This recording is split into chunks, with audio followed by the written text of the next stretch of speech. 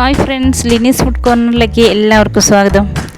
കാന്താരി ചിക്കനാണ് നമ്മുടെ ഇന്നത്തെ സ്പെഷ്യൽ റെസിപ്പി. കാന്താരി ചിക്കൻ എന്ന് പറയുമ്പോൾ തന്നെ നമുക്ക് മനസ്സിലാക്കാം വളരെ സ്പൈസി ആയിരിക്കും എന്നുള്ളത്. എന്നാൽ ആ സ്പൈസി ആയ ആ ഒരു ടേസ്റ്റ് നമുക്ക് അധികം ഫീൽ ചെയ്യാതിരിക്കാൻ വേണ്ടിയിട്ട് ഞാനൊരു കുറച്ച് ടിപ്സ് ചെയ്തിട്ടുണ്ട്. അതെന്താണെന്ന് ഞാൻ കാണിച്ചു തരാം. അതിന് മുന്നേ എൻ്റെ ചാനൽ ഇതുവരെ സബ്സ്ക്രൈബ് ചെയ്യാത്തവരൊന്ന് സബ്സ്ക്രൈബ് ചെയ്തേക്കുക. തൊട്ടടുത്ത് ബെല്ലൈക്കനും കൂടി ഒന്ന് പ്രസ് ചെയ്യുക. പിന്നെ ഞാൻ എല്ലാ ദിവസവും വീഡിയോസ് ഇടുന്നുണ്ട്. അതിൻ്റെ നോട്ടിഫിക്കേഷൻസ് നിങ്ങൾക്ക് കിട്ടുന്നതിന് വേണ്ടി ഓൾ എന്ന ഓപ്ഷനും കൂടി ഒന്ന് പ്രസ് ചെയ്തേക്കണേ. അപ്പം നമുക്ക് നമ്മുടെ വീഡിയോയിലേക്ക് പോകാം. നമ്മൾ കാന്താരി ചിക്കൻ തയ്യാറാക്കാൻ വേണ്ടിയിട്ട് 2.5 കിലോൻ്റെ ചിക്കനാണ് എടുത്തിരിക്കുന്നത്. അത് ക്ലീൻ ചെയ്തൊക്കെ വന്നപ്പോൾ 2 കിലോ മീറ്റ് കാണും. അത് ഞാനിവിടെ നല്ലതുപോലെ കഴുകി വൃത്തിയാക്കിയൊക്കെ വെച്ചിട്ടുണ്ട്. അപ്പോൾ അതിലേക്ക് നമുക്ക് കുറച്ച് മസാലകളൊക്കെ ചേർത്ത് കുറച്ചേരം മാഗ്നൈസ് ചെയ്യാനായിട്ട് വെക്കണം. അതിനുവേണ്ടി ഞാൻ 1 സ്പൂൺ കുരുമുളക് പൊടി ഇട്ട് കൊടുത്തിട്ടുണ്ട്. പിന്നെ ആവശ്യത്തിനുള്ള ഉപ്പ് ഇട്ട് കൊടുത്തിട്ടുണ്ട്. പിന്നെ 1/2 സ്പൂൺ മഞ്ഞൾപ്പൊടി ഇട്ട് കൊടുത്തിട്ടുണ്ട്.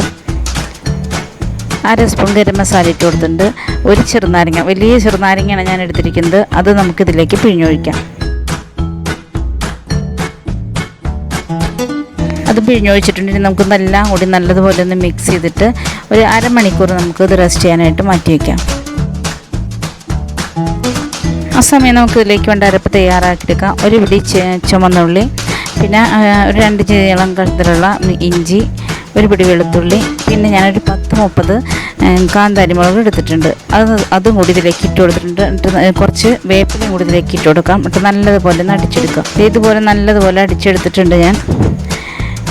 ഇനി നമുക്ക് ഇതൊന്ന് വഴറ്റിയെടുക്കണം. അതിന് വേണ്ടിയിട്ട് ഞാനിവിടെ വലിയൊരു പാത്രം സ്റ്റൗവിൽ വെച്ചിട്ടുണ്ട്. അതിലേക്ക് നമ്മളിപ്പോൾ അടിച്ചെടുത്തിരിക്കുന്ന കാന്താരി മുളകും ഇഞ്ചിയും വെളുത്തുള്ളിയും ചുവന്നുള്ളിയും വേപ്പിലയും കൂടി ഇട്ടുള്ള മിക്സ് ഇതിലേക്ക് ഇട്ട് കൊടുക്കാം. എന്നിട്ട് നല്ലതുപോലെ അങ്ങ് മൊരിയിച്ചെടുക്കണം.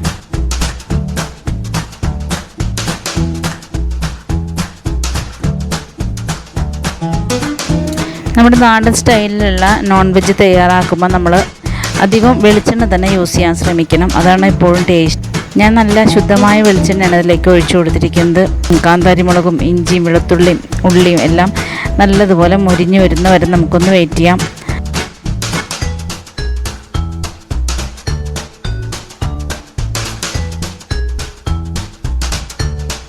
ഇപ്പോൾ ഒരുവിധം നന്നായി മൊരിഞ്ഞ് വന്നിട്ട് അതിൻ്റെ ആ പച്ച കളറൊക്കെ മാറിക്കിട്ടിട്ടുണ്ട്. ഇനി നമുക്കതിലേക്ക് ഞാനിവിടെ ഒരു 6 സവാള ചെറുതാക്കി അരിഞ്ഞതാണ് ഇട്ട് കൊടുത്തിരിക്കുന്നത്.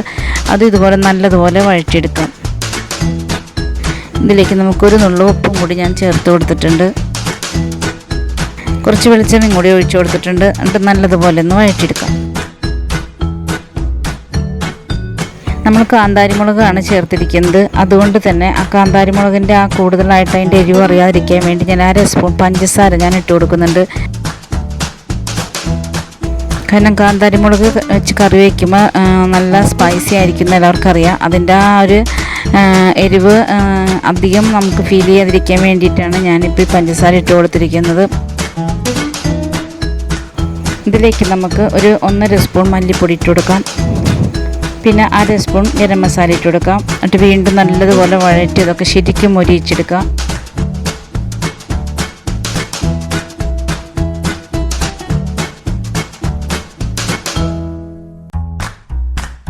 ഇനി നമുക്കിതിലേക്ക് 1 പിടി മല്ലിയിലയും ഒരു 3-4 ഇല പുതിനയിലയും കൂടി നമുക്കിതിലേക്ക് ചേർത്ത് കൊടുക്കാം. ഇനി ഞാനിവിടെ ഒരു വലിയ തക്കാളി മിക്സിയിലിട്ട് അടിച്ച് വെച്ചിട്ടുണ്ട്. അത് നമ്മളിതുപോലെ സൈഡിലേക്ക് സവാളയൊക്കെ മാറ്റിയിട്ട് ആ സെൻട്രലായിട്ട് ആ സോസ് ഒഴിച്ച് ശരിക്കും ഒന്ന് ആ വെള്ളമൊക്കെ വറ്റിച്ചെടുക്കുക.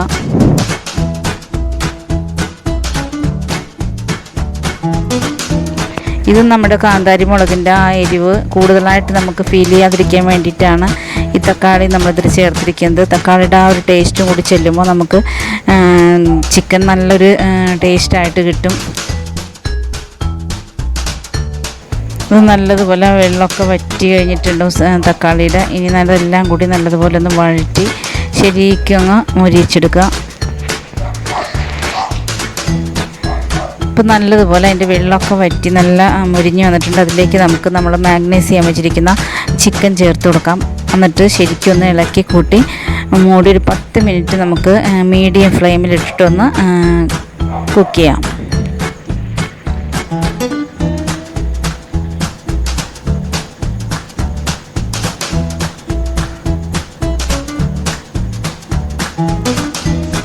മസാലയൊക്കെ എല്ലായിടത്തും ആയിട്ടുണ്ട്. ഇനി നമുക്കിതൊന്ന് മൂടി വെച്ച് ഒരു 10 മിനിറ്റ് മീഡിയം ഫ്ലെയിമിലൊന്ന് കുക്ക് ചെയ്തെടുക്കാം.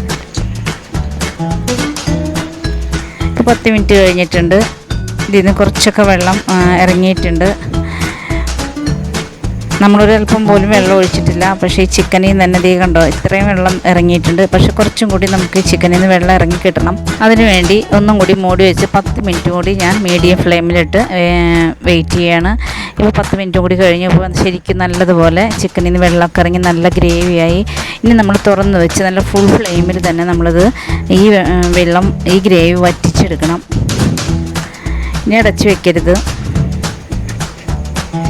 ഇതിലേക്ക് കുറച്ച് ഉപ്പിൻ്റെ കുറവുണ്ട്. അപ്പോൾ ഞാനൊരു അല്പം കൂടി ചേർത്ത് കൊടുത്തിട്ടുണ്ട്. ഉപ്പ് നോക്കിയിട്ട് മാത്രം ചേർത്ത് കൊടുത്താൽ മതി. നമ്മൾ ആദ്യം മാഗ്നൈസ് ചെയ്യാൻ വെച്ചപ്പിട്ട ഉപ്പ് മാത്രമേ ഇട്ടിട്ടുള്ളൂ. പക്ഷേ ഒരു അല്പം കുറവുള്ളതുകൊണ്ട് ഞാൻ ഒരു നുള്ളും കൂടി ഉപ്പ് ചേർത്ത് കൊടുത്തിട്ടുണ്ട്. ഇപ്പം നമുക്ക് ചപ്പാത്തിയൊക്കെ കഴിക്കുമ്പോൾ ഗ്രേവി വേണം എന്നുള്ളവർക്കാണെങ്കിൽ ഈ ഒരു ഇതിൽ നമുക്ക് എടുക്കാം. ഇപ്പം ചിക്കനൊക്കെ വെന്തിട്ടുള്ളതാണ്.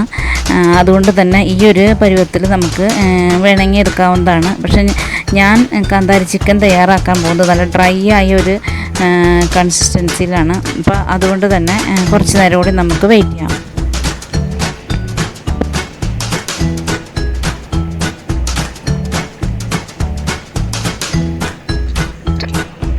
ഫുൾ ഫ്ലെയിമിൽ തന്നെ ഇട്ട് ചെയ്യാം, എന്നാലേ പെട്ടെന്ന് വറ്റി കിട്ടുള്ളൂ.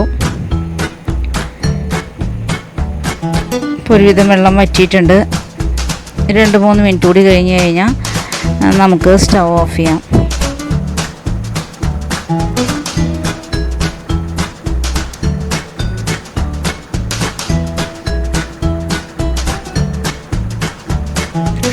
ഇപ്പോൾ 3 മിനിറ്റ് കൂടി കഴിഞ്ഞിട്ടുണ്ട്.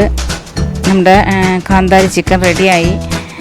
അപ്പോൾ എല്ലാവർക്കും എൻ്റെ വീഡിയോ ഇഷ്ടപ്പെട്ടെന്ന് ഞാൻ വിശ്വസിക്കുന്നു. ഇഷ്ടപ്പെട്ടാൽ ലൈക്ക് ചെയ്യാനും ഷെയർ ചെയ്യാനും വിട്ടുപോകരുത്. മാത്രമല്ല നിങ്ങളുടെ വിലയേറെ അഭിപ്രായം കൂടി താഴെ കമൻറ്റ് ബോക്സിൽ കൊടുത്തേക്കാം.